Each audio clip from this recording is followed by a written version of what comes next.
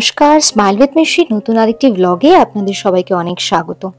আজ রবিবার, আজ শ্রেয়াংশকে নিয়ে একটু বেরিয়েছি, গড়িয়াহাটের দিকে যাব, কারণ ওর স্কুলের জুতোটা কিনতে হবে। তো চলে এসেছি ট্রায়াঙ্গুলার পার্কের শ্রী লেদার্সে। তো ওখান থেকে জুতো দেখছিল, ওর সাথে মাও আছে, আর আমি এখানে একটুখানি উইন্ডো শপিং করছিলাম।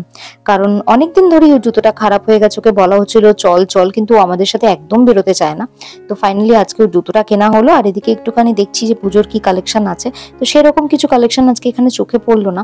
এরপর এখান থেকে বেরিয়ে আসলাম। এর পাশেই আছে মাড ক্যাফে। যারা এখনো মাড ক্যাফে ভিডিওটা দেখেননি, তারা আমাদের প্রথম যে ভিডিওটা আপলোড হয়েছিল এই চ্যানেলে গিয়ে দেখতে পারেন। ওখানে সব থেকে বেশি স্পেশাল হলো মাটন ঘুগনি। তো মা আর শ্রেয়াংশ তো দুপুরে লাঞ্চ করে বেরিয়েছিল, সেই জন্য ওরা কিছু খায়নি। আমি গিয়ে ওখানে একটুখানি মাটন ঘুগনি ট্রাই করলাম। যতবারই এখানে আসি মাটন ঘুগনিটা ট্রাই করি।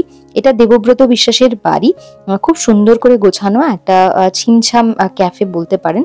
এখানে যারা আসেননি তারা কিন্তু একবার ডেফিনেটলি ঘুরে যেতে পারেন। অ্যাম্বিয়েন্সটা কিন্তু খুব ভালো, প্রাইসও রিজনেবল। কিন্তু এখানে অনেকদিন পরে আমি আসলাম, এসে দেখলাম মেনুটা অনেকটা চেঞ্জ হয়ে গেছে। এখান থেকে বেরিয়েই উল্টো দিকে হচ্ছে সিটি স্টাইল, যেটা ট্রায়াঙ্গুলার পার্কের অনেক পুরনো একটা ছোট্ট শপিং মল। তো ওখানে যাওয়ার ইচ্ছে ছিল, কিন্তু তারপরে দেখলাম ওখান থেকে মিছিল বেরিয়েছে। তো মিছিলটা অনেকক্ষণ ধরে ছিল রাস্তায়, এবং এটা হওয়াটাও খুব জরুরি, সেটা আমরা সবাই জানি। এটা নিয়ে আর বাড়তি কোনো কথার কোনো দরকার নেই। ওখান থেকে সোজা অটো ধরে মেট্রো স্টেশন থেকে চলে আসলাম আমাদের পুরনো পাড়ায়, যেটা হলো জয়শ্রী। অনেক দিন পরে পাড়াটায় এসে এত ভালো লাগছে যে নিজের পাড়া, নিজের বাড়ি, নিজের সমস্ত পাড়ার লোকেরা। আর এই হলো আমার পাড়ার বন্ধুরা, যারা নাকি যখন আমি অফিস থেকে রাত্রিবেলা ফিরতাম তখন আমার সাথে সঙ্গী। ওদেরকে বিস্কুট কিনে খাওয়ালাম, কিন্তু ওরা খেলো না। ফাইনালি বিস্কুটটাই আমার কাছে রয়ে গেল। তো পাড়ার মুখে আর একজন বন্ধু আমার জন্য ওয়েট করছে, দেখা যাক ও আমার হাত থেকে বিস্কিটটা খায় কিনা। আজকে এসছি কারণ আমাদের এই ফ্ল্যাটটা বিক্রির ব্যাপার কথা চলছে, তো সেই সূত্রেই এখানে আসা। তো মা গেছে আগে কথাবার্তা বলতে। তো আমি নিচে এখানটা দাঁড়িয়ে রয়েছি, আমার সাথে আছে শ্রেয়াংশ। আর এইখান থেকে দেখুন, এই যে আমাদের পিঙ্ক কালারের বাড়িটা, যখনই আসি না তখনই মনে হয় যে কত স্মৃতি এখানে জড়িয়ে রয়েছে।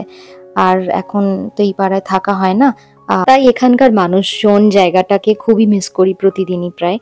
মায়ের কাজ মোটামুটি হয়ে গেছে, এখন বাড়ি ফেরার পালা। বাড়ি ফেরার আগে একটু বাজার করব, তারপরে বাড়ি ঢুকবো। আমার হাতের বিস্কিটগুলো ফাইনালি আমি ওকেই খাওয়াতে পারলাম, ও খেয়ে নিল।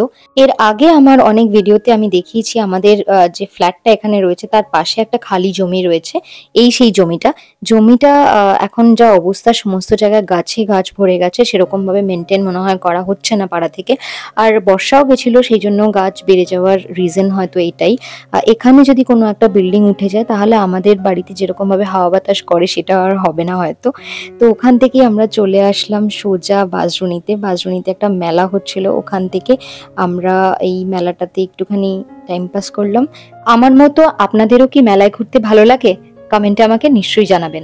মেলাতেই আসলে হয়তো শুধুমাত্র 10 টাকার জিনিস পাওয়া যায়, নাহলে দোকানে তো এখনো পর্যন্ত 10 টাকার জিনিস বলে আর কিছু বিক্রি হয় না। তাই হয়তো মেলাটা আমার এত প্রিয়। এখন বাড়ি ফেরার পালা। বাড়ি ফেরার পথে একটু বাজার করতে হবে। বাড়িতে এসে গেছি, আর ভিডিওটাও এখন আমি এখানেই শেষ করব, কারণ আজকে আমরা যাব রাত্রিবেলা লাইভে।